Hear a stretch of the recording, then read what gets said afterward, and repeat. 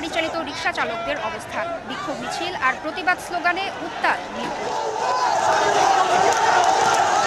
রোববার সকাল থেকে হঠাৎ ব্যাটারি চালিত রিকশা নিষিদ্ধের প্রতিবাদে মিরপুর 10 নম্বরে লাঠি সোটা নিয়ে সড়কে অবস্থান নেন চালকরা।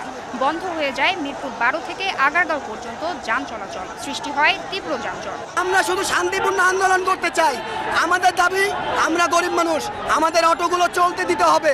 আমরা কোনো ভাঙচুর করি নাই, কোনো গন্ডগোল করি নাই। আমরা রাস্তা দখল করে বসেছিলাম যেন কোনো গাড়ি না চলে। আমাদের অটো না চললে গাড়ি চলবে না।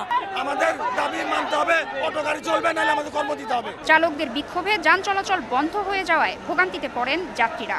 2 ঘন্টা বসে আছে গাড়িতে। এই কতটুকু জায়গা 13 নম্বর থেকে 10 নম্বর আসতে 2টা ঘন্টা সময় লাগছে এবং তাও বসে আছে এখনো। তারপরেও যে এটা ছাড়বে এর কোনো ইচ্ছা নেই। বাট বের হইতে পারতেছি না, সামনে দিয়ে ফুল রাস্তা ব্লক। মিরপুরের মতন জায়গায় পুলিশ তো সঙ্গে সঙ্গে এই জিনিসটাকে টেক ওভার করতে পারত, তাহলে আমরা তো আর এত ভোগান্তিতে পড়তাম না। আমি 1.5 ঘন্টার উপর এখানে বসে আছি।